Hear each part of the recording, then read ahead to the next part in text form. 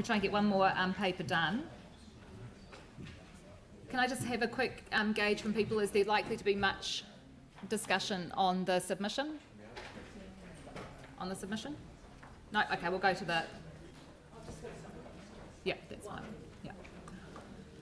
Okay, welcome. Kia ora koutou. We're here to talk about the Climate Change Commission submission, which Council's prepared. I'll just quickly run through the process for you. We got staff feedback from across units, from Parks, Transport, Planning, the Policy Team, Three Waters and Waste. We then had a Tuesday briefing with councillors.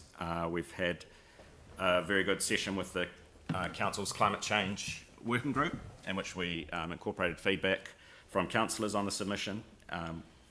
We've also spoken to colleagues from some other councils that are making submissions, and also early conversations with LGNZ, and also feedback into the Mayoral Forum submission as well, which I believe you've got a copy for.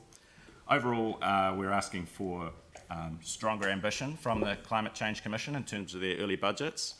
The key point's really that the first three budgets they've set will not really get us on target to reduce, to get us to the 2050 goal of net zero emissions for the country.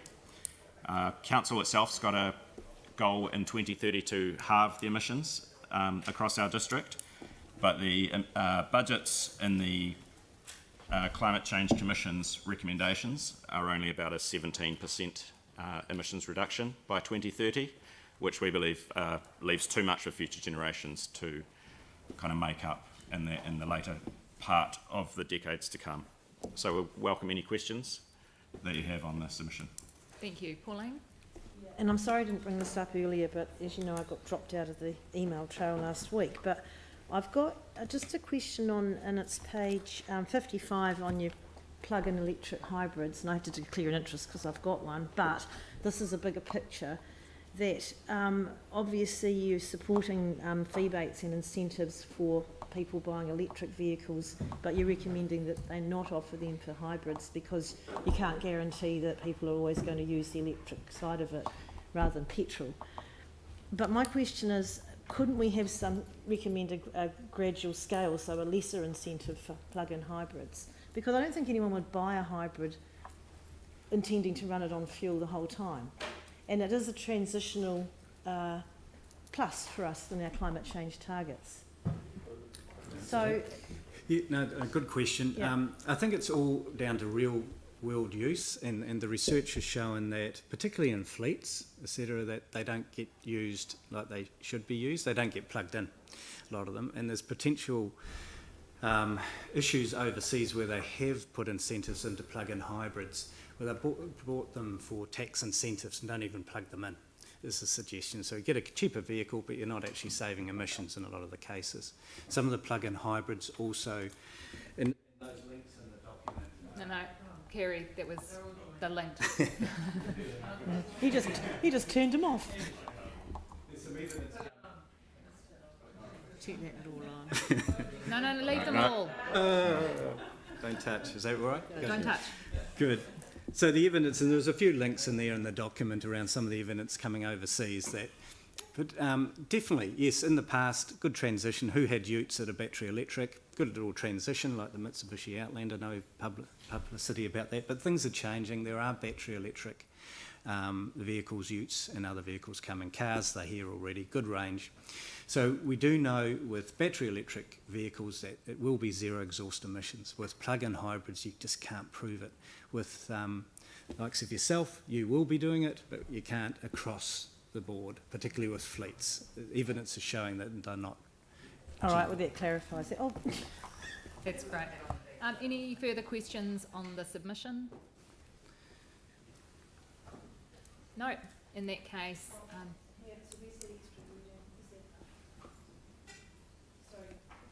so you wanted the wording on the oceans stuff?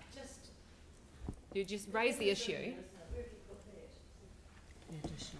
We haven't actually added that in, but you're welcome to table any additional wording at this time because it was already on the agenda. So.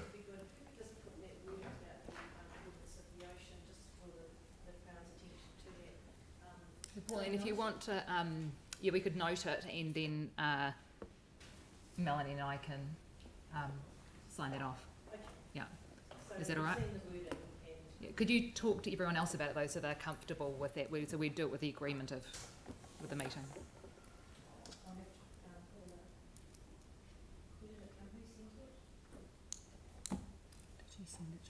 It would have come through the office of the chief executive, I believe. Yeah. So if you talk to people about it. Yeah.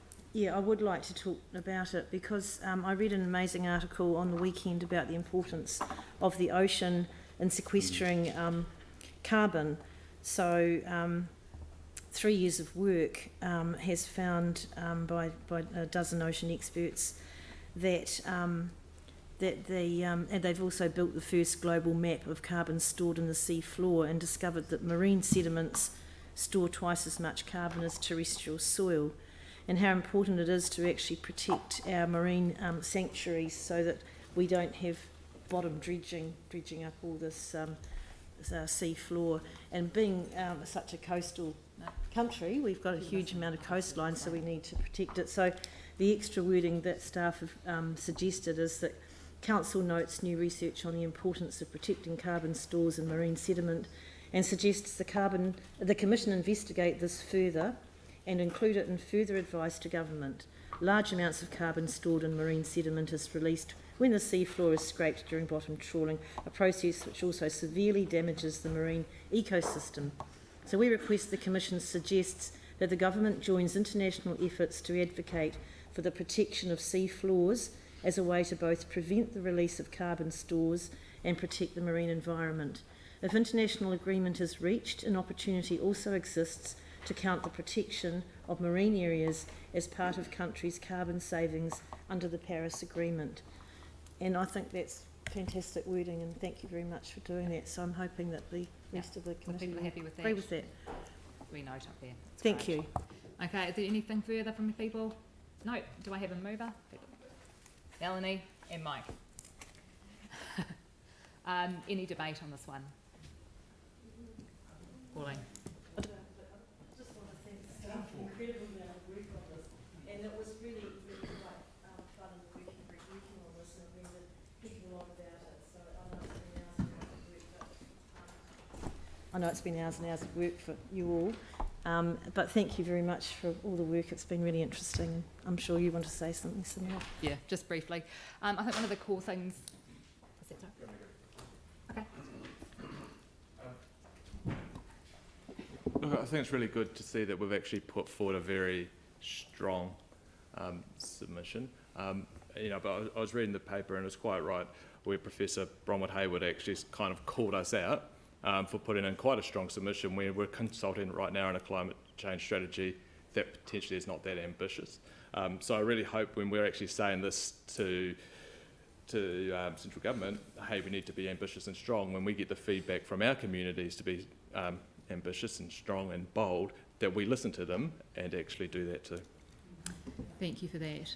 I think one of the most important things in this submission is the fact that we're asking the Climate Commission to make sure that they put forward advice on our nationally determined contribution, which is the contribution as a nation that we sign up for through the Paris Accord, to be much stronger. The advice from the Commission is that it's not strong enough to actually meet our contribution, our fair share, for keeping the climate at 1.5 degrees above pre-industrial levels. And actually our submission goes a little bit further and says that that's what we should be aiming for as a country, for our nationally determined contribution, not just net neutral by 2050. We could get to net neutral at 2050 and still not do our part to keep global warming to 1.5 degrees. And so the Climate Change Commission need to really focus on that 1.5 degrees and us doing our fair share, making more cuts sooner to make sure our planet is safe for future generations. And with that, I'll put the motion. All those in favour, please say aye. Aye. Those against? Any abstentions? Carried. Thank you very much. Aaron, would you like that recorded? Cool.